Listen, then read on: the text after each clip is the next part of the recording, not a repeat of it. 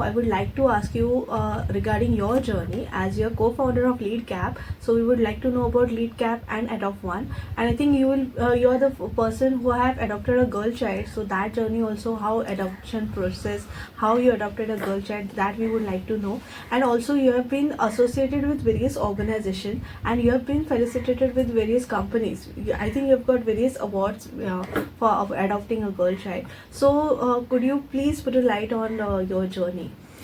Okay. So my journey of adoption started 4.5 years back, 5 years back almost, in 2018, when we decided to consider adoption as an alternative if we are planning for a family or to start a family. Yes, the motivation was very different for us because we decided that whatever health complications we have within us, we are not going to pass on it to the child. Yeah. So the only alternative was from us to decide was to look at adoption and then think about how we go about that. When we decided that we will go ahead with adoption as such, yes, we were not even aware of what the process is, how complicated it gets, and what it really tests you as a parent. We were completely not aware of that. Even when application was done, it was done very quickly in terms of within minutes it got completed. Uploading the documents and all those things, it was very quick. It's not taken it's not a tedious process. Yeah, it's not a very tedious process to apply and submit documents.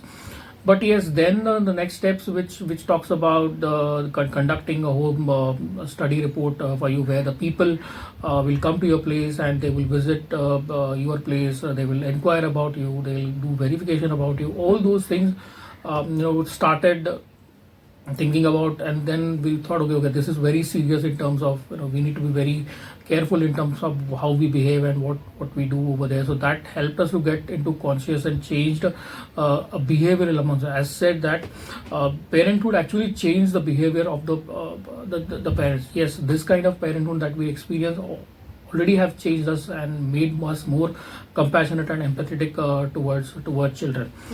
So the overall process was very smooth for us. In fact, we had a very good counselors, in fact, from the agency who did our home study of it. The person helped us know about intricacies of adoption, what are the do's, what are the don'ts, explain from time to time what we are supposed to do, what we are not supposed to do, how we should look at this approach, how do we need to counsel with the child or take care of the child, even when you go for a foster care or when the child comes to us, how do we look after it, even if it is a less than a year-old child, newly born kid, or even an older kid, how do we deal with that kind of a situation? Because the challenge happens in adoption is that if you are adopting an older child, maybe about 4 or 5 year old child, the challenge happens is that the child is already aware that you are not their parent. The child knows that you are not their parent and you are somebody, a third person who's taking the home. So that needs to have a more level of empathy, more level of caring, and a different level of approach in life altogether in terms of telling the child. Yes, in our case also, our daughter is about 2.5 years old now, and at some point of time we have to disclose to her that you will have to disclose that okay, she is adopted and all other things. This is how we got to know about the child. So that way, the whole process itself tests your patience, and you need to take that waiting period. At least we have taken that waiting period to our advantage in terms of learning about it, learning about parenting, knowing about how to take care of the child through the various sources. Till that time, I would have reached out to, or I could have reached out to, both of us reached out to different people and taken the guidance time to time. That's helped us to really sustain and keep our cool in terms of this process. Then when the child came in, it is a completely different experience altogether. Different experience. You will never probably, I don't know about biological children how they feel, but our thing was probably as the same lines. And we had a daughter when she was 4 months old, so it's not that a very older child we got. So that's the process that we really enjoyed after that. But yeah, the sad part came in when we actually started investigating, not investigating as such, but started to verify the health records, her past, and all those things, because we have a right now to claim that from the agency. So when we learnt about it, started talking about it, discussing about it with our agency also, what to do in this case, because we figured out that she had the past which she had. There were certain complications to her health at that point of time, and we were not sure how do we deal with it. So we had a very good couple of pediatricians whom we consulted and helped her to sail through the entire process of that front. Luckily, I mean, there is nothing complicated till now which has come to our notice. So in a way, that in fact her journey itself kind of inspired me to do something like this. So in my whole till life, I never thought that I will get into something like this, because that's not my even experience, expertise, skills. I do not have anything that person, but this triggered off, and I just took off from there itself. So that's a completely new area that I have stepped into to look at adoption, promote adoption as a family planning alternative, and inspire people to consider adoption. All those things is something which I am looking forward to do. Definitely. And still now, as per my knowledge, I think there is a very low rate of adoption in India. So there is very much a need of adoption in the India's point of view compared to other countries. So how you take about this? Yeah. So if you look at numbers as such, yes, there are 30,000 parents who are registered with CARA, and they are waiting to be a parent. Whereas the number of children available are only 2,000, 3,000 odd. That's the difference that we're talking about, which is why there is a gap in terms of the number of years that it takes, because of the differentiation in terms of the huge gap which exists.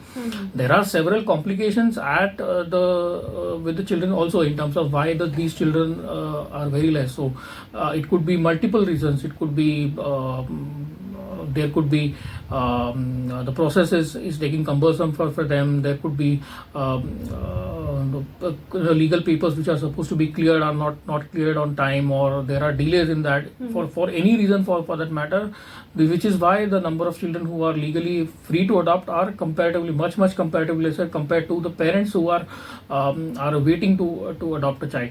But this situation can be improved. It's not that 30,000 is a very great number. Yeah. There are many countries in the world where the waiting parents are at least in, if not in millions, but a few lakhs at least. So I think we India being a very overpopulated country, 140 crore, and if you check the ratio of kids over here, that is almost about 25% of that ratio.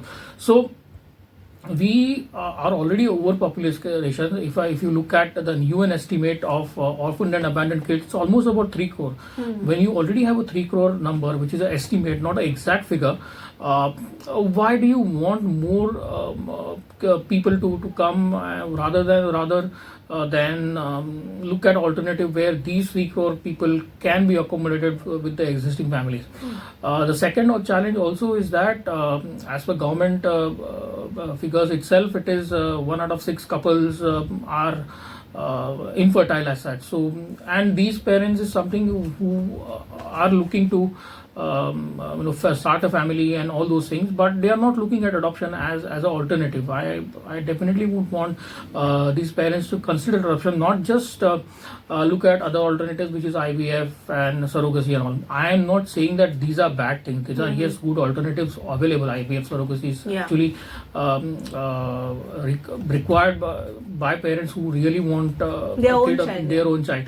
But when you have alternative available, when you have already children available, why do you want to get into a space and further complicate things? This is a process.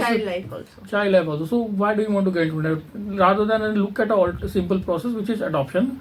Adoption is not bad. That is something, a misconception that needs to be clear.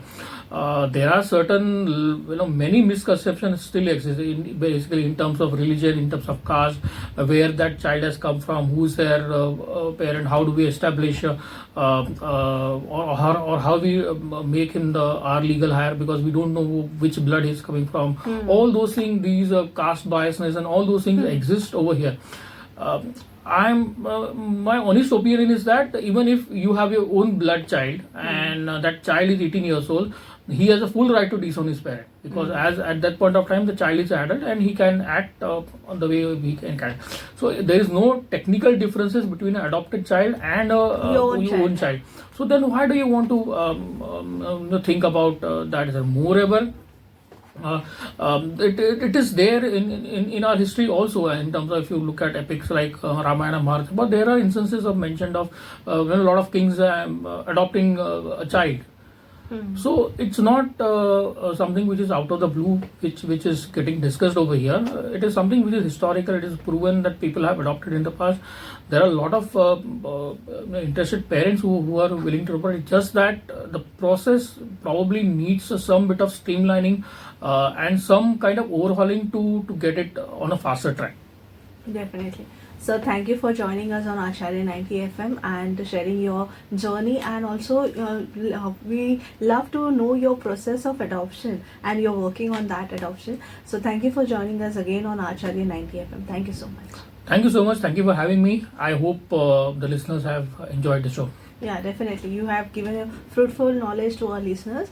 So, friends, we were having Vidyadhar Prabhudesai sir, who is a co-founder of LeadCap and Adopt One institutions, and we will be meeting up in the next interview with the next guest. Till then, keep listening Acharya 90 FM, your own radio. Thank you for today.